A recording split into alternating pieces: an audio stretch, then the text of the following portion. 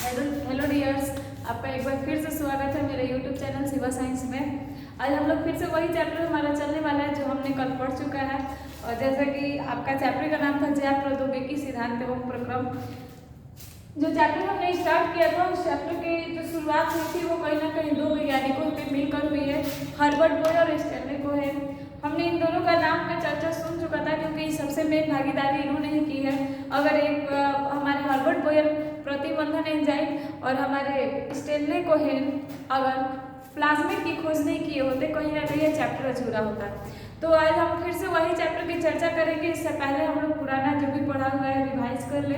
अगर हमने जैव प्रौद्योगिकी का बात उठाया था तो इसमें हमने सीखा था कि जैव प्रौद्योगिकी एक ऐसी तकनीक है, एक ऐसी टेक्नोलॉजी है जो हम लोग को समय समय पर जिस भी चीज़ों की जरूरत होती है वो हमें बनाकर तैयार करके दे देती है। जैसे एग्जाम्पल फॉर हमने एक इंसुलिन की बात की थी कि लोगों को अधिकतर इंसुलिन की कमी हो रही थी, इंसुलिन की कमी के कारण शुगर रोग ज़्यादा हो रहा था। तो इसका सोल्यूशन निकालने के लिए इंसुलिन बहुत अधिक मात्रा में बनाया गया। कोरोना वायरस में ढेर सारे वैक्सीन बनाए जाते हैं, ढेर सारे इंजेक्शन तैयार किए जा रहे हैं। तो ये आपका ये सारे मटेरियल्स आपके आते हैं जैव प्रौद्योगिकी में। तो हमने जैव प्रौद्योगिकी में बहुत सारे एग्जाम्पल देखा था, जैसे टेस्ट ट्यूब बेबी, जीन संश्लेषण, दो संयुक्त जीन को फिर से सुधार करना, डबल रोटी, शराब वगैरह बनाना। तो ये सारे एग्जाम्पल्स आपका जैव प्रौद्योगिकी का ही है। उसके बाद अगर हम चर्चा करें कि जैव प्रौद्योगिकी को जानने के लिए हम लोग को दो सिद्धांत के बारे में पता होना चाहिए। पहला सिद्धांत आपका है अनुवांशिक इंजीनियरिंग। अनुवांशिक इंजीनियरिंग का कहना है कि आप जो भी डीएनए लेकर आ रहे हैं उस डीएनए को किसी को परपोषी में डाल दीजिए। इतना ही तकनीक है आपका अनुवांशिक इंजीनियरिंग में। बाकी जो तकनीकें बचती हैं जैसे वातावरण बनाए रखना, संततियों की वृद्धि करवाना और जो भी प्रोडक्ट हमने बनाया है उसको प्राप्त करना, तो ये आपका आता है जैव प्रक्रम रासायनिक इंजीनियरिंग में। तो हमने कल दो सिद्धांत देखे थे और उसके बाद हमने बात की थी कि ये सारे काम किस जीव के लिए, कौन से जनन करने वाले जीवों पर अगर हम करते हैं तो हमारे लिए लाभदायक है। तो हम लोग को पता चला कि ये सारे काम अगर हम अलैंगिक जनन करने वाले जीवों पर करें तो हमारे लिए ज़्यादा बेटर होगा। उसके बाद क्योंकि लैंगिक जनन वाले क्या करते हैं, आपका उत्परिवर्तन होते रहता है, विविधता उत्पन्न करते रहते हैं, हमारा प्रोडक्ट आगे चलकर चेंज भी हो सकता है। उसके बाद हम बात करते हैं, उसके बाद हमने देखा था हर्बर्ट बॉयल और स्टैनली कोहेन की कहानी। हर्बर्ट बॉयल आपके जो कि एक बार जीवाणु खोजी की वृद्धि करवाना चाहते थे, पर उन्होंने किया क्या कि जब उसे डाले उनको पता चला कि इसके अंदर तो प्रतिबंधन एंजाइम है जो लगातार इन चीज़ों को काटने का काम कर रहा है। उसके बाद वही हमारे स्टैनली कोहेन आए और उन्होंने ई कोलाई बैक्टीरिया में एक खासियत निकाल दी जो कि आपका प्लाज्मिड था।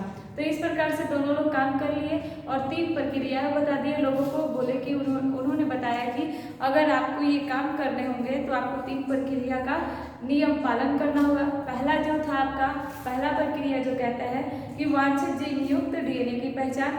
अपने जो भी डीएनए को चुनने का काम किया, जो भी आपको प्रोडक्ट बनाना है, सबसे पहला चीज़ है कि आप लोग उसकी पहचान करें। दूसरा चीज़, अगर दूसरा पॉइंट हम लोग देखते हैं तो जो हमने बनाया है उसको किसी परपोषी में स्थानांतरण करना है, यानी चिन्हित जीन, जिन जीनों को आपने पहचान कर निकाला है, पहचाने हुए जीन को किसी परपोषी के शरीर में डाल दें। तीसरा हम लोग देखते हैं कि जो स्वपोषी है उनके लिए हम लोग को वातावरण बनाए रखना है और संतति की वृद्धि करवाना आवश्यक है। तो ये सारे कॉन्सेप्ट हमने कल के वीडियो में देख चुका था। कल के वीडियो में हम लोग ये सारी चीज़ों की बात कर चुके हैं, एक बार फिर से आपका रिविजन करवा दिए गए हैं। अब आज उसके आगे हम लोग बात करने वाले हैं कि आखिर में ये एंजाइम जो हर्बर्ट बॉयल ने दिया है, प्रतिबंधन एंजाइम, जिसको हम आणविक कैंची भी बोल रहे हैं, जिसको हम रेस्ट्रिक्शन एंजाइम के नाम से भी जानते हैं, तो आखिर में इस एंजाइम की खोज हुई कैसे, इसके पीछे की क्या घटना है, इन घटनाओं के बारे में आज हम लोग अध्ययन करने वाले हैं। तो ये सबसे पहले हम लोग प्रतिबंधन एंजाइम की खोज किस प्रकार से हुई है इन चीज़ों को देखने वाले हैं। प्रतिबंधन एंजाइम की खोज बात करते हैं। अगर हम प्रतिबंधन एंजाइम की खोज की तो ये खोज आपका हुआ है 1963 ईस्वी में। 1963 ईस्वी में हम लोग हर्बर्ट बॉयल की जो भी प्रक्रियाएं की गई हैं, जो भी प्रयोगशाला में काम किया गया है, उस काम को देखते हैं। हर्बर्ट बॉयल क्या कर रहे थे कि उन्होंने जीवाणु खोजी किया था। अब किसी भी लोगों का क्वेश्चन होगा जीवाणु खोजी क्या है। जीवाणु खोजी आपका एक प्रकार का ऐसा वायरस है जो बैक्टीरिया को खत्म समाप्त करने का काम करता है। तो हर्बर्ट बोयर ने दिमाग लगाया कि ई कोलाई बैक्टीरिया में एक बार हम जीवाणु खोजी की वृद्धि करवा कर देखते हैं। नाम आप लोग याद रखेंगे, प्रयोग किया गया था जीवाणु खोजी,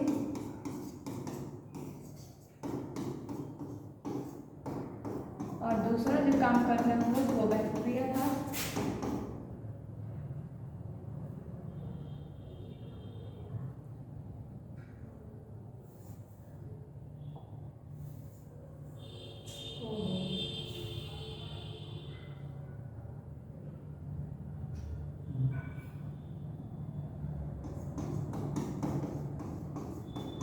दूसरा जो हम काम कर रहे हैं वो हमारा बैक्टीरिया था। जीवाणु खोजी को डाला गया बैक्टीरिया के अंदर और सोचा गया कि हो सकता है हमारा जीवाणु खोजी जो है वो 1 से डबल हो जाए, पर उनके सोच के बिल्कुल विपरीत काम हुआ। यानी हमने क्या किया, लालच के कारण मुर्गी के अंदर डालकर सोचे कि कुछ डालते, कुछ ऐसा मटेरियल डालते हैं जिससे मुर्गी 2 अंडों को दे, पर हुआ क्या कि जो मटेरियल आपने मुर्गी के अंदर डाला वो मुर्गी एक भी अंडे को प्राप्त नहीं होने देती है। वैसा ही काम हुआ था आपके जीवाणु खोजी और बैक्टीरिया के शरीर में।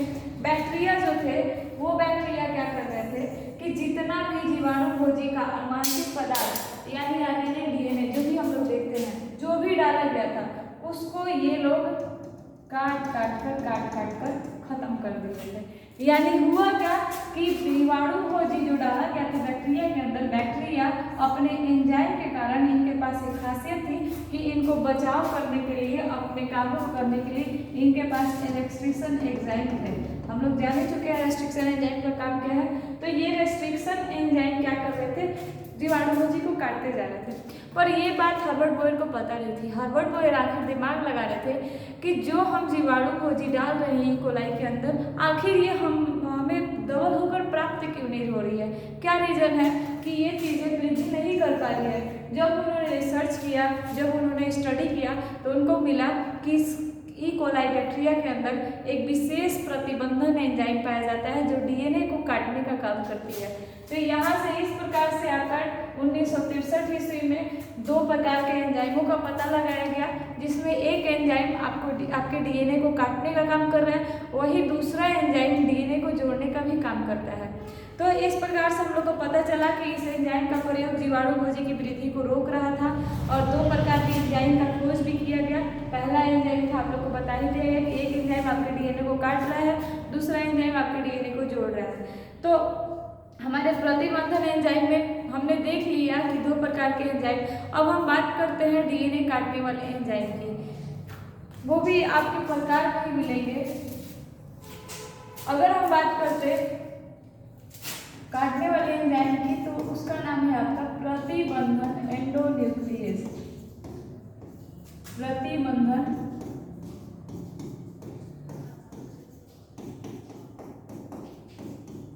एंडोन्यूक्लियस। इसके अंतर्गत जो भी काटने का काम कर रहा है उसका नाम है हिंड सेकेंड। ये आपका ऑब्जेक्टिव से क्वेश्चन किया जाता है, हिंड सेकेंड का काम होता है। अब ये हिंड सेकेंड जो है हम लोग सबसे पहले नामकरण पढ़ेंगे। क्या पढ़ने वाले हैं हम लोग, नामकरण। इस हिंड सेकेंड की आपको एक खासियत बता दे, विशेषता बता दे, तो ये हिंड सेकेंड जो है वो सभी जीन को नहीं काट सकता है, वो सभी डीएनए को नहीं काट सकता है।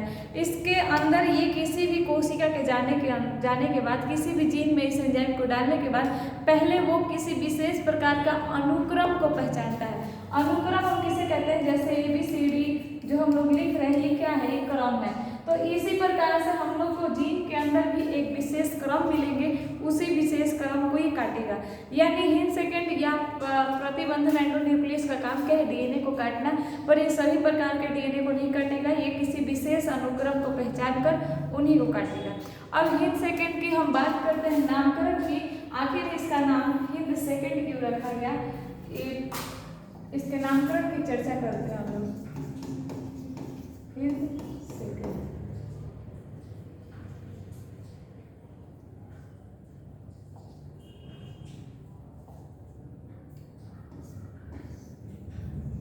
आइए बात करते हैं।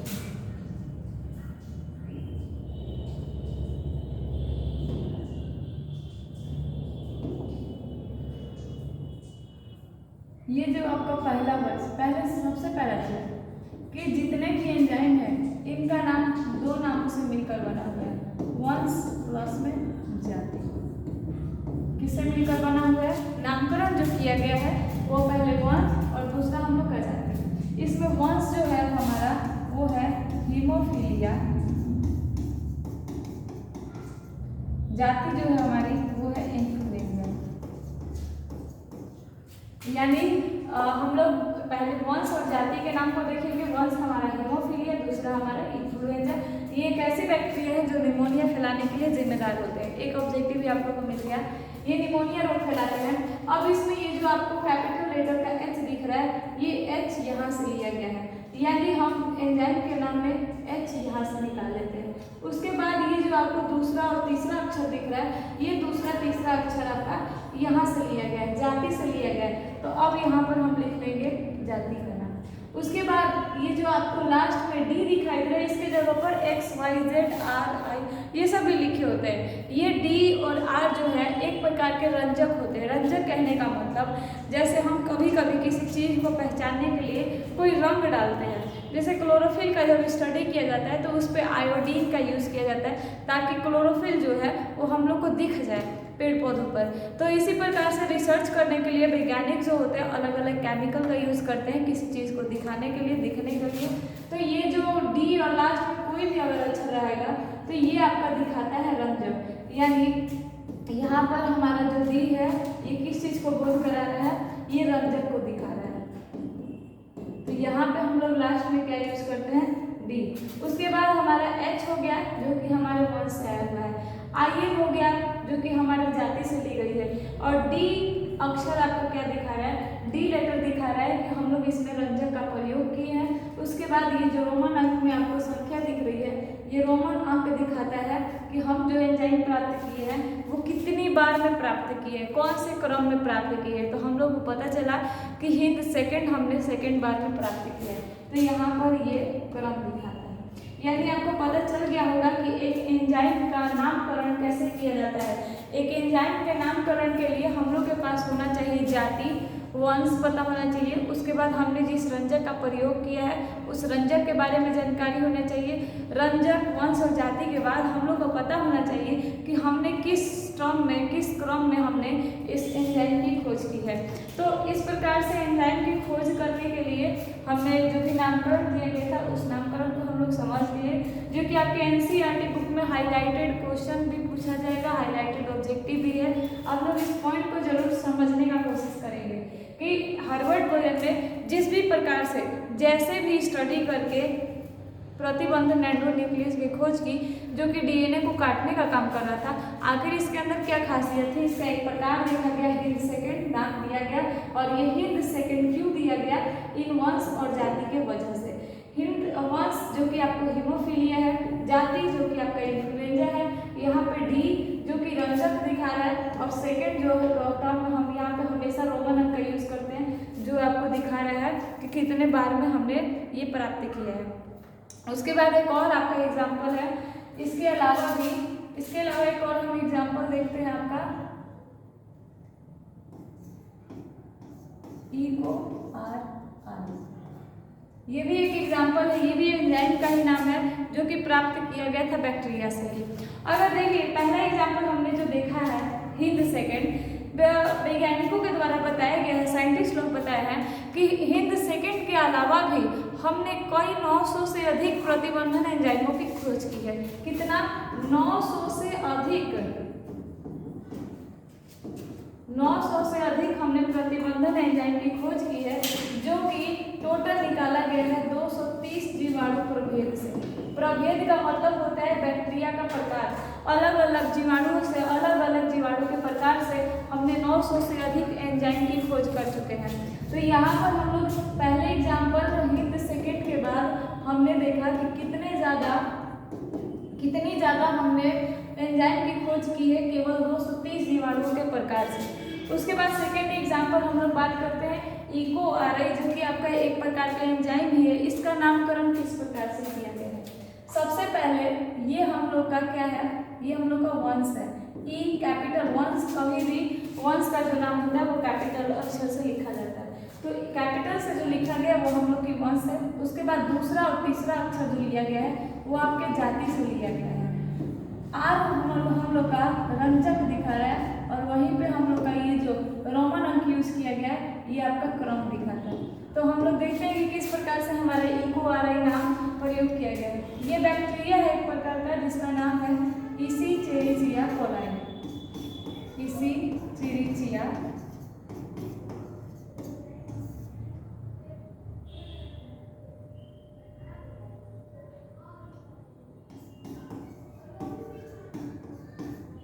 इसीचेरिचिया कोलाई।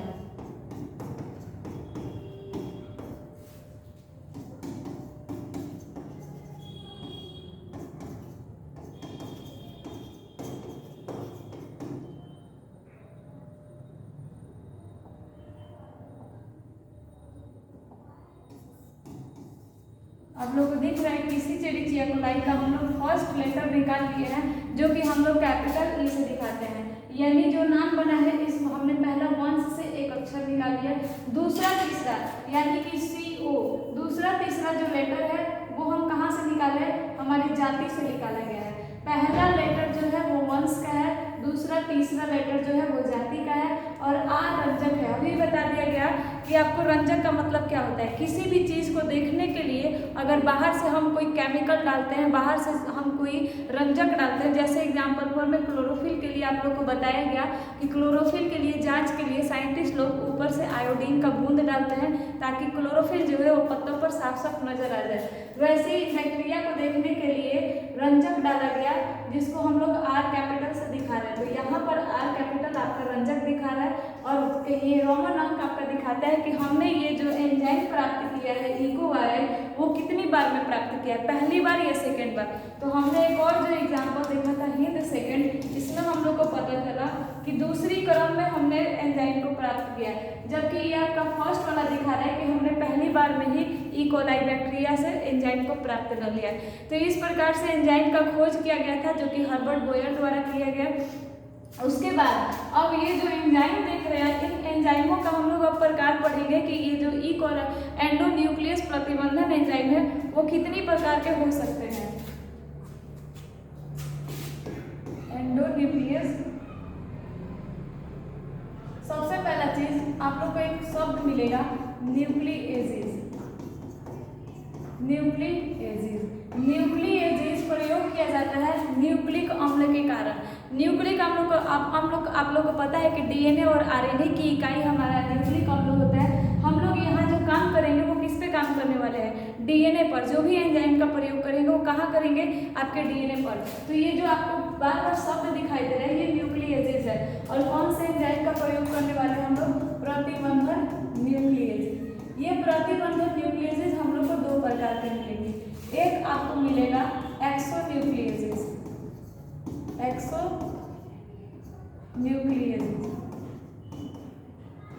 दूसरा आपको मिलेगा एंडोन्यूक्लिएजेस।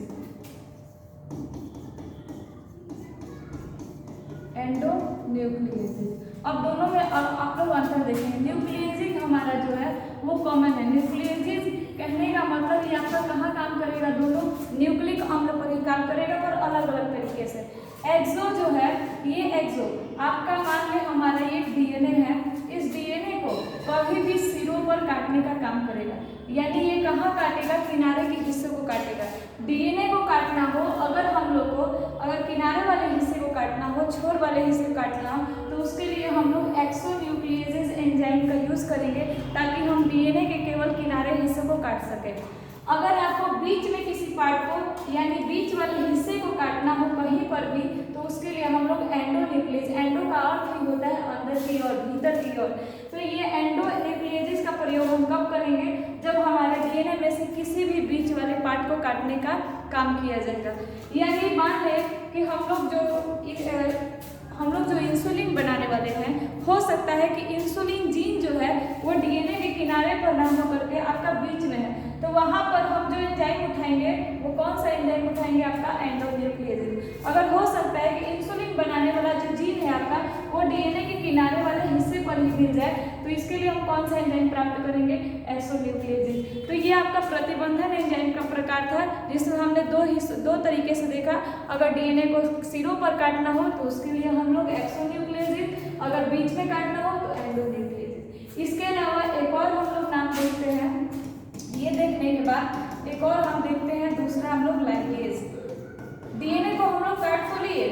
जो नया डीएनए लिए हैं पुराना डीएनए से जोड़ने के लिए हम लोगों को कोई ऐसा चीज़ चाहिए जो दोनों डीएनए को चिपका सके।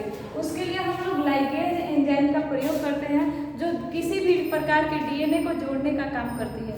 तो हम लोग को पता चल गया होगा कि हम एंजाइम के प्रकार में एक ऐसे एंजाइम का प्रयोग किए जिसमें केवल डीएनए को काटा जा रहा है दो प्रकार से, एक किनारे को काटा जा रहा है, एक बीच वाले हिस्से को।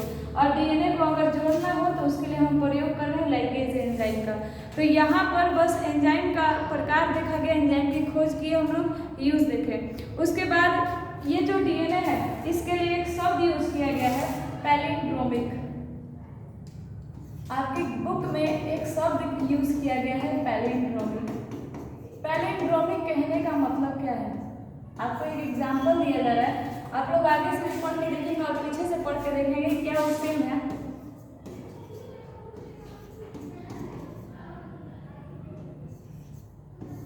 आप लोग इस शब्द को देख सकते हैं। अगर आप आगे की तरफ से पढ़ेंगे तो मलयालम ही होगा, अगर आप उल्टा भी पढ़ेंगे तो मलयालम ही होगा। यानी इसको किधर से भी पढ़ा जाए इसका अर्थ केवल एक ही निकलेगा, मलयालम। तो ये जैसे भी आपको अगर ऐसा शब्द दिखाई देता है जो आगे और पीछे से पढ़ने पर सेम हो तो ऐसे शब्दों को कहा जाता है पैलिंड्रोमिक शब्द। पर इस चीज़ को आप लोग का बस एक एग्जाम्पल दिया गया है। इस चीज़ को हम लोग देखने वाले हैं डीएनए वाले हिस्से में। आपके डीएनए में पैलिंड्रोमिक कहने का मतलब क्या है? एक ऐसा क्रम हम लोग लेंगे क्षार युग्म का, जैसे आपके बुक में एक क्रम दिया गया है। हमारे ये डीएनए में पाया जाने वाला क्षार है GAAT और C।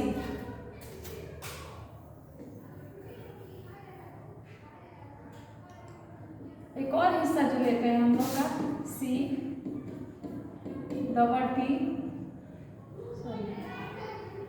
इसको नीचे की ओर लिखा जाएगा। आपका ये हिस्सा CT, AA और G। देखिए वहां पर था कि आगे से पढ़ने पर भी सेम, पीछे से पढ़ने पर भी सेम। जब अगर केस आया अगर ऐसा, अगर हम बात करें हमारे डीएनए वाले हिस्से की, तो डीएनए में क्या होगा आपका कि ये जो क्रम है ये इस तरफ से भी सेम है। अगर जी वाले हिस्से को पढ़ा जाए तो उल्टे हिस्से से भी सेम है, और सीधे हिस्से से भी पढ़ा जाए तो क्या है, क्रम सेम है। और आप लोगों को तो पता ही है डीएनए में साइटोसिन, थाइमिन, एडेनिन और ग्वानिन पाए जाते हैं। तो ये क्रम जो आपको दिख रहे हैं डीएनए वाला, हम लोग डीएनए को कब काटेंगे? अगर हम लोग को इंसुलिन बनाना भी है, मान लेते हैं कि वो इंसुलिन हमने शुगर के अग्नाशय से प्राप्त किया है। अब शुगर का रोग होने की वजह से लोगों को इंसुलिन की कमी पड़ गई, हम लोग बनाने क्या वाले हैं इंसुलिन, ताकि लोगों को इंसुलिन प्राप्त हो जाए। इंसुलिन के जब जीन को पहचाना गया तो पता चला कि इंसुलिन का क्रम ये है। तो हम लोग को अब कैसा जीन चाहिए? किसी क्रम वाला जीन चाहिए जिससे हम अधिक मात्रा में क्या कर सके, इंसुलिन बना सके। यही इंसुलिन का जो क्रम मिला आपको एक बैक्टीरिया में मिल गया जिसका नाम था E coli bacteria. E coli bacteria में एक ऐसी क्षमता होती है जिसमें हम कोई भी प्रोडक्ट डालते हैं तो वो उस चीज़ को दुगना बना करके तैयार कर सकती है। जैसे आज साइंटिस्ट वगैरह जो भी है वो लोग वैक्सीन, इंजेक्शन इतने अधिक मात्रा में तैयार कर रहे हैं, तो कोई ना कोई सूक्ष्म जीव का प्रयोग करते हैं। वैसे ही यहाँ पर इंसुलिन बनाने के लिए हम लोग एक ऐसी ही क्रम की खोज करेंगे ताकि हम लोग क्या करें, अधिक मात्रा में इंसुलिन बना सके। तो यहाँ पर हम खोज अगले वीडियो में देखेंगे कि किस प्रकार से किया जाता है। बाकी ये जो शब्द आपको समझाया गया है इस शब्द को आप लोग समझ लें कि पैलिंड्रोमिक डीएनए कहने का मतलब क्या है, और आगे हम लोग जो भी रिसर्च करेंगे, जो भी चीज़ बनाएंगे वो इसी प्रकार के डीएनए को खोज करके बनाएंगे। एक बार हम रिव्यू करते हैं पिछले चैप्टर में कि हम लोग पढ़े क्या। तो सबसे पहले हमने देखा बायोटेक्नोलॉजी, जैव प्रौद्योगिकी क्या है, एक ऐसी इंजीनियरिंग, एक ऐसी तकनीक है जिसमें मनुष्यों को जो भी ज़रूरतें हो उसकी ज़रूरतें पूरी की जाती है। फिर हमने साधन देखा अनुवांशिक इंजीनियरिंग। अनुवांशिक इंजीनियरिंग में आपका कोई भी प्रोडक्ट डीएनए को निकाल करके दूसरे जीव के शरीर में डाल दिया जाता है। इसी के तहत एक और काम करता है जैव प्रक्रम रासायनिक इंजीनियरिंग। ये इंजीनियरिंग ध्यान रखता है कि जो भी काम किया जा रहा है उसका वातावरण कैसा है, रोगाणु रहित, प्रदूषण रहित होना चाहिए, और ये लगातार काम चलते रहे और हम लोग को अधिक मात्रा में एंजाइम, टीका, वैक्सीन आदि प्राप्त होते रहे। उसके बाद हमने देखा कि ये काम अलैंगिक जनन करने वाले जीवों पर करना ज़्यादा पॉसिबल है, क्योंकि लैंगिक जनन करने वाले जीव समय के अनुसार बदलते रहते हैं और अलैंगिक जनन करने वाले जीव सेम काम करते हैं। उसके बाद हमने एंजाइम के बारे में देखा कि हर्बर्ट बोयर, स्टैनले कोहेन ने ई कोलाई बैक्टीरिया पर काम कर रहे थे। उस पर जीवाणु को जो उन्होंने डाला ताकि वो डबल हो जाए, पर एंजाइम ये ई कोलाई बैक्टीरिया कर क्या रहा था, उस चीज़ों को अंदर ही अंदर काट रहा था। तो पता चला कि प्रतिबंधन एंजाइम नाम का भी चीज़ होता है जो डीएनए को काटने का काम करता है। तो इस तरीके से 1963 ईस्वी में आपकी इस एंजाइम की खोज हो गई थी। और हम लोग जो भी चीज़ देखें कि कैसे काट रहा था, इसके प्रकार देखें कि किनारे के हिस्से को काट सकता है, बीच वाले हिस्से को। उसके बाद हमने लाइगेज एंजाइम देखा कि डीएनए को जोड़ रहा है। फिर हमने पैलिंड्रोमिक डीएनए देखा, पैलिंड्रोमिक शब्द देखा। तो ये सारे जितने कॉन्सेप्ट हैं, एक नया डीएनए बनाने से पहले आप लोग इन पूरे सब्जेक्ट पूरी चीज़ों को क्लियर कर लें एनसीईआरटी पढ़ करके। उसके बाद हम लोग नेक्स्ट वीडियो में आगे पढ़ेंगे कि एक नया डीएनए हम लोग कैसे बना सकते हैं।